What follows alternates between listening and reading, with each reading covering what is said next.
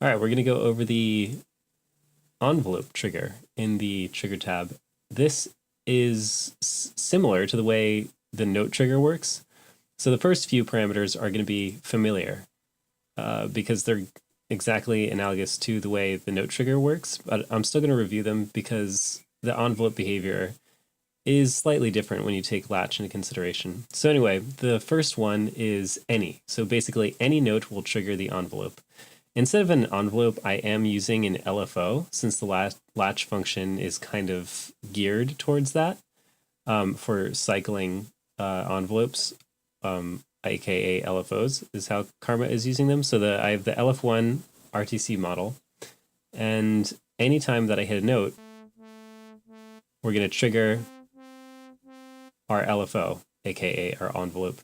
So the other thing about this is like if I hold one note and then press another note, every time I press that other note, I'm going to get a retriggering. The second one is only after release will it retrigger. And that just means that if I hold one note and play another one, the envelope is not, the LFO is not retriggering. Envelope, LFO, doesn't matter what you call it. Now we have first, and we're familiar with this with drum GEs usually, and with LFOs it comes into play as well. But in order for it to work, you need to have latch on, and then you need to have your latch mode in some mode where it's going to continuously loop. And I'll go over those in a second, but first let me just get through the rest of these. So with first on, it just means that the LFO is going to continue cycling after I hit a note.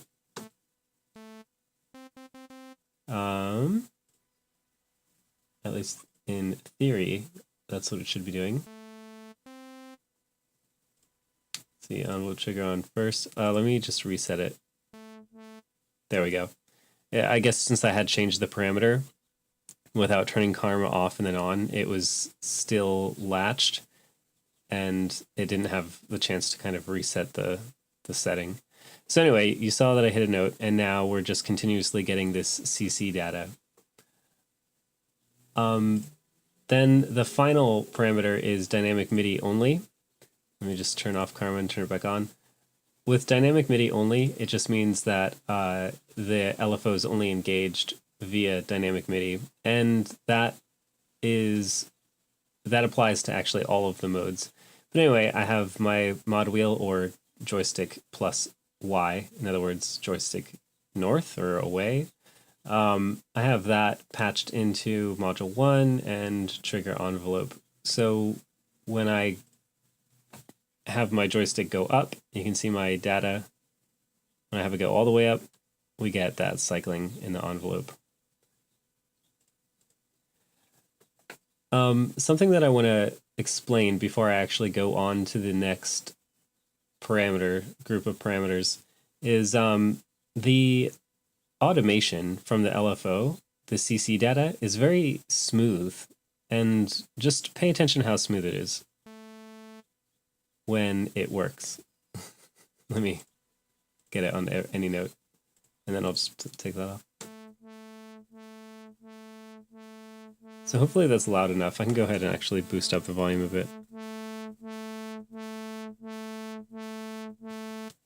So if I actually have Cubase doing the same kind of automation, listen to how choppy it is. Let me put that on read.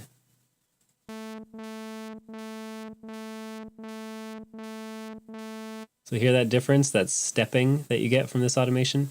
I'm not sure why Karma is more smooth, but it is. All right, next group of parameters. We have sus1. It means the LFO plays to the sustain point, then uses the key release to actually stop the LFO. So that's actually just exactly like having any note trigger the envelope. This should technically make no difference. It means it's cycling, and then it should actually have stopped. So let me reset it just to see if we can get this to work correctly. Yep. It's It is slightly different in the sense that the note off actually doesn't stop it right away. It continues the loop until it gets to the sustain portion, and then it stops. The next one, you know what? Just real fast, this would be better if the note had release. Like if the note continued on its release, then this parameter would probably make a bit more sense. Because usually the LFO shoots up. It just immediately stops sending CC data and goes back to its original position. So like look, key on, key off. As soon as key off happens, it shoots back up to to full sustain or wherever. So with the latch function on, it won't do that. It'll continue on. So if basically if my note had a release at key off, it would sound kind of ridiculous if it shot back up. It would sound much more smooth if it continued on its cycle. So the next one is release. And something to be said about this is that it only matters if your loop mode is set to something specific. So we have this little cheat sheet in the manual, and you get there by just I'm in the envelope tab, and then if I just click help, it'll open up this. Once you scroll down. So with latch on release 1, which is this parameter, if I have my loop mode on S or start level to sustain, it actually just makes the envelope essentially just stop after key off, and it won't be retriggered. That's why it says NA. So this is definitely a good chart to refer to when you're setting the latch function. And if you want to know how to change the loop mode, you'd want to go to your RT parameters, and then loop mode. If you're using an LF1 RTC model, then loop mode will be 13. And let me actually just go to the module layer. I went ahead and assigned that to slider 1, but it won't be assigned to slider 1 by default. You'll need to take off some parameters on one of the sliders, and then you could freely assign it. And in order to see which parameters are mapped to which ones are mapped to which controls, you just grab a slider or a switch and then move it a little bit, and you'll see that it says, notice that it says 1, and then in brackets 13, and then 0. That just means module 1, parameter 13, and then it shows the GE value of that specific parameter. In this case, it's 0, because this has 4 parameters, so it's 0 through 3. 0 standing for 1, 1 standing for 2. You get it. Yeah. So all of that is got to be a bit confusing, and it is, but I mean, I promise once you start using it over and over, it becomes intuitive and makes sense. Anyway, let's continue on with these examples. So with release on, I need to have my loop mode. So if I'm in release 1, it only actually makes sense if I am on basically RA, start level to release, or attack level to release. So I'll go ahead and change it to one of those. So this one's R.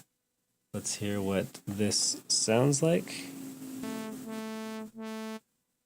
And it actually doesn't sound like much, given the release level is just set to where the sustain level was anyway. And you can see that it skips the sustain level. So we just go right to that release level.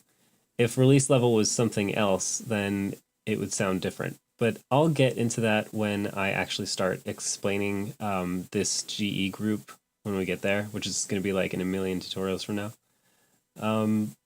The next parameter is sustain 2, and this just means that it keeps looping even after I release a key. And I had actually shown that off before when I was showing when it was in first mode, but here we have any, so let's just check it out. me reset karma. Let's see, sustain 2, ignore key release loop continuously, and it is on latch, so that should be working. Let's try it one more time.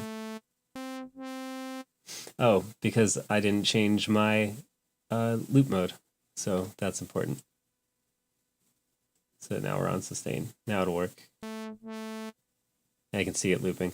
Of course, whenever I hit a key on, based on the envelope trigger mode, it means that it is resetting it. If I didn't want it to reset, then I would need this on first.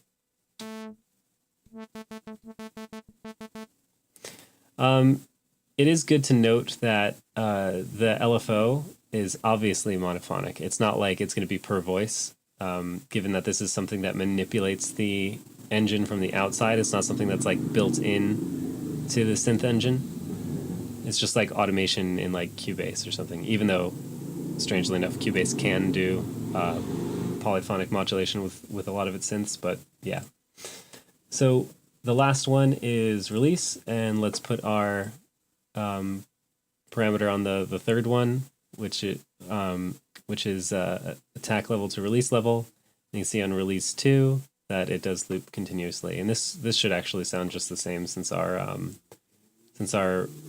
release parameter is at the same level as our sustain. Yeah, so let's listen to what that sounds like. Let's see. And where did I go wrong? Release 2.